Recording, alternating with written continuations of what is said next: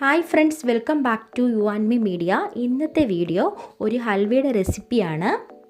വെറും 3 ഇൻഗ്രീഡിയൻസ് കൊണ്ട് നല്ല സോഫ്റ്റ് ആയിട്ടുള്ള, വായിലിട്ടാൽ അലിഞ്ഞു പോകുന്ന തരത്തിലുള്ള ഒരു ഹൽവയുടെ റെസിപ്പി ആയിട്ടാണ് ഞാനിവിടെ വന്നിരിക്കുന്നത്. നമ്മുടെ വീടുകളിലെല്ലാം റേഷൻ കടയിൽ നിന്ന് കിട്ടുന്ന ഗോതമ്പ് മാവുണ്ട് അല്ലേ? എന്നാൽ ആ ഒരു ഗോതമ്പ് മാവ് കൊണ്ടാണ് ഞാൻ ഈ ഹൽവ ഉണ്ടാക്കുന്നത്.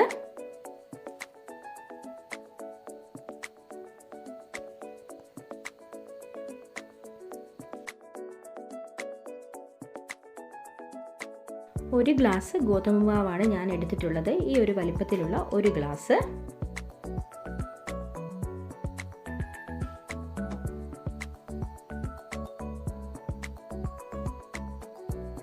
ഇതിലേക്ക് നമ്മൾ ചപ്പാത്തിക്കൊക്കെ കുഴയ്ക്കുന്ന പോലെ തന്നെ വെള്ളമൊഴിച്ച് കുറേശ്ശെ വെള്ളമൊഴിച്ച് നന്നായിട്ട് കൈകൊണ്ട് നന്നായിട്ട് കുഴച്ചെടുക്കുക.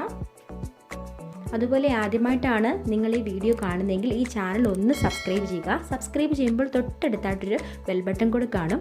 അതിൽ ഓൾ എന്നൊരു ഓപ്ഷൻ കൂടെ കാണിക്കുമ്പോൾ അതുകൂടി ക്ലിക്ക് ചെയ്താൽ ഞാനിടുന്ന വീഡിയോസ് നിങ്ങൾക്ക് നോട്ടിഫിക്കേഷനായി ലഭിക്കുകയും ചെയ്യും.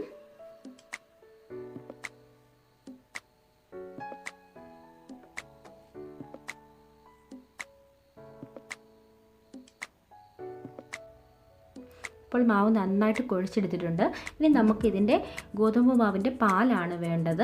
അതിനു വേണ്ടി നമ്മൾ ആദ്യം ഏത് കപ്പിലാണോ, ഏത് കപ്പാണെങ്കിലും ഗ്ലാസ് ആണെങ്കിലും ഏതിലാണോ എടുത്തിട്ടുള്ളത് അതിൻ്റെ ഒരു 5 ഗ്ലാസ് വെള്ളം നമ്മൾ എടുക്കുക. ആ വലിപ്പത്തിലുള്ള ഗ്ലാസ് തന്നെ എടുക്കാൻ ശ്രമിക്കണം.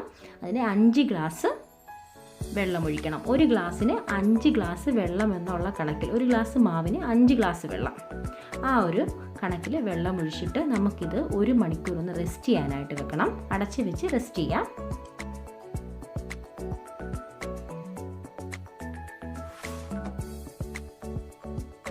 ഇപ്പോൾ 1 മണിക്കൂർ കഴിഞ്ഞിട്ടുണ്ട്. ഇപ്പം മാവൊക്കെ ഇപ്പോൾ 1 മണിക്കൂർ കഴിഞ്ഞിട്ടുണ്ട്. മാവൊക്കെ നന്നായിട്ട് സോഫ്റ്റ് ആയിട്ടുണ്ട്. ഇനി നമുക്കിതിൻ്റെ പാലാണ് വേണ്ടത്. അപ്പം നന്നായിട്ട് കൈകൊണ്ട് തന്നെ നന്നായിട്ട് ഇങ്ങനെ ഉടച്ച് ഞെവിടി എടുക്കണം.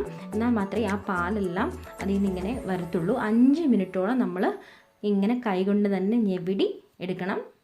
കുറഞ്ഞത് 5 മിനിറ്റെങ്കിലും നമ്മൾ ഇങ്ങനെ എടുക്കുമ്പം കണ്ടില്ലേ, ഈ ഒരു ഇത് വരും. അതുവരെ നമ്മൾ നന്നായിട്ട് ഞെവിടി ആ പാലെല്ലാം എടുക്കണം. അത് കഴിഞ്ഞിട്ട് ഒരു അരിപ്പയിലേക്ക് വെച്ച് നമുക്കിതൊന്ന് അരിച്ചെടുക്കാം.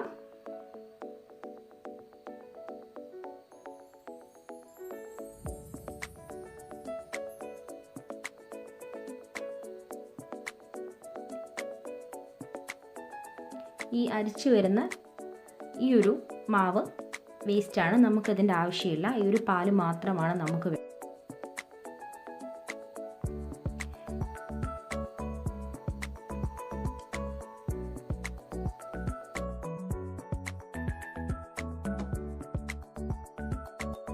ബാക്കി ഈ പാലാണ് നമുക്ക് ആവശ്യമായിട്ടുള്ളത്. ഇനി ഒരു പാൻ അടുപ്പിലേക്ക് വെച്ച് പാനൊന്ന് ചൂടാകുമ്പോഴേക്കും നമ്മൾ എടുത്തു വെച്ചിട്ടുള്ള ഗോതമ്പിൻ്റെ പാൽ ഒഴിച്ചു കൊടുക്കാം.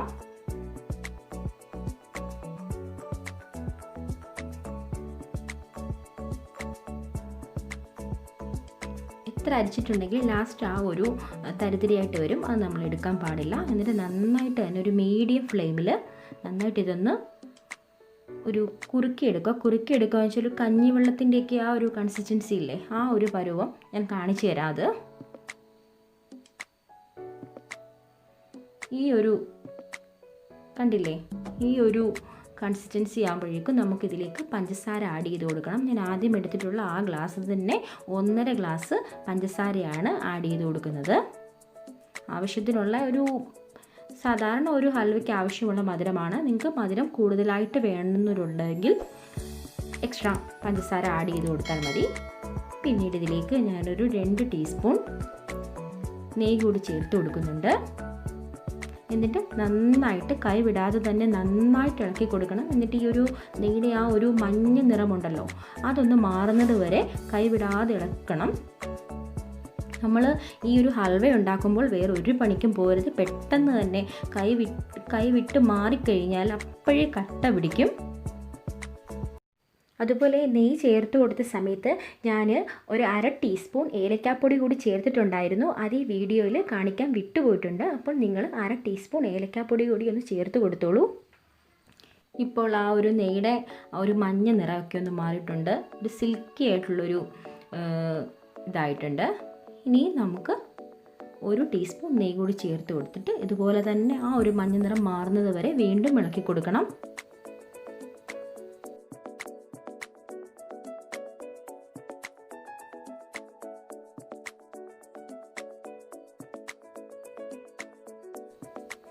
ഒരു തിളയൊക്കെ വന്നിട്ടുണ്ട്.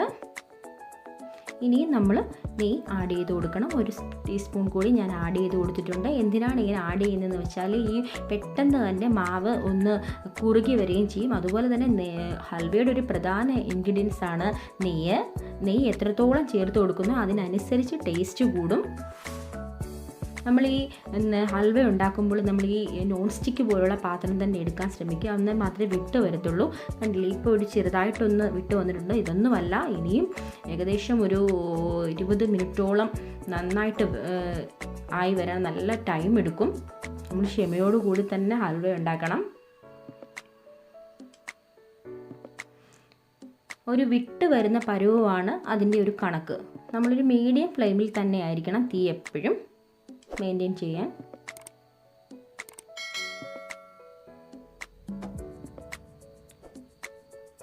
നോൺ സ്റ്റിക്ക് തന്നെ ഉപയോഗിക്കണമെന്ന് പറയുന്നത് ഇങ്ങനെ വേറെ പാത്രത്തിലാണെങ്കിൽ ഇങ്ങനെ വിട്ട് വരത്തിട്ടില്ല. കണ്ടില്ലേ, ഇപ്പോൾ എല്ലാം ഒന്ന് വിട്ട് വന്ന് കറക്റ്റ് പാകമായിട്ടുണ്ട്. എനിക്ക് ഏകദേശം ഒരു 35 മിനിറ്റോളം ആയി ടൈം എടുത്തു ഈ ഒരു രീതിയിലേക്ക് വരാൻ.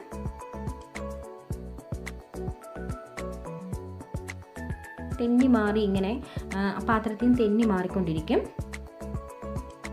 ഇതാണ് ആ ഒരു കറക്റ്റ് ഹൽവയുടെ പരുവം. ഇനി ഞാനൊരു പാത്രം എടുത്തിട്ടുണ്ട്. ഞാനിവിടെ കേക്ക് ഉണ്ടാക്കുന്നൊരു ടിന്നാണ് എടുത്തിട്ടുള്ളത്. നിങ്ങൾക്ക് ഏത് പാത്രം വേണമെങ്കിലും യൂസ് ചെയ്യാം. എന്നിട്ട് അതിലേക്ക് എണ്ണയാണ് തടവി കൊടുക്കുന്നത്. എണ്ണയൊന്ന് നന്നായിട്ടൊന്ന് വട്ടം ചുറ്റിച്ച് കൈകൊണ്ട് നന്നായിട്ടൊന്ന് തടവി കൊടുക്കണം. ഹൽവ പെട്ടെന്ന് ഇളകി വരാൻ വേണ്ടിയാണ് ഇങ്ങനെ ചെയ്യുന്നത്.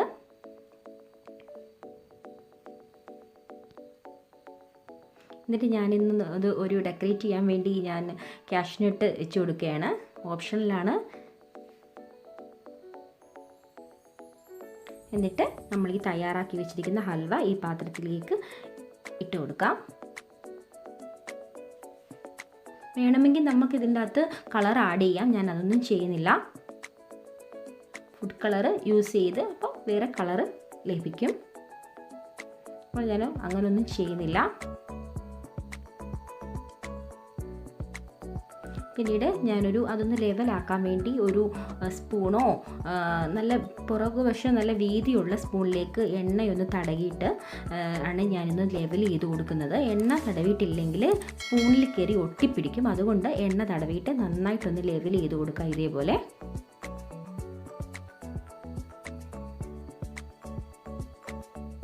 എന്നിട്ട് ഒരു 2 മണിക്കൂർ നമുക്കൊന്ന് തണുക്കാനായിട്ട് വെക്കാം. ഇപ്പോൾ 2 മണിക്കൂർ കഴിഞ്ഞിട്ടുണ്ട്. എല്ലാം നല്ല സെറ്റായിട്ട് വന്നിട്ടുണ്ട്. ഇനി ഒരു പാത്രത്തിലേക്ക് വെച്ച് നമുക്കിതൊന്ന് കമത്തിയിടാം.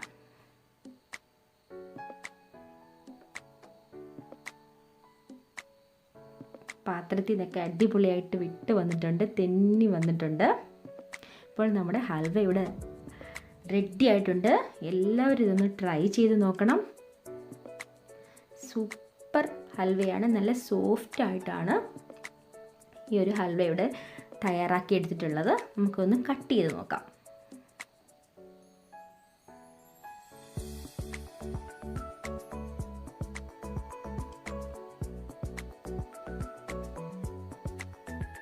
കണ്ടില്ലേ, നല്ല സോഫ്റ്റ് ആയിട്ടുണ്ട്.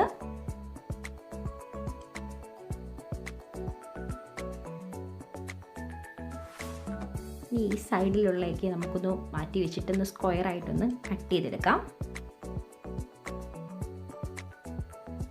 അങ്ങനെ നമ്മുടെ ഹൽവ ഇവിടെ റെഡി ആയിട്ടുണ്ട്. വീഡിയോ ഇഷ്ടമായെന്ന് കരുതുന്നു.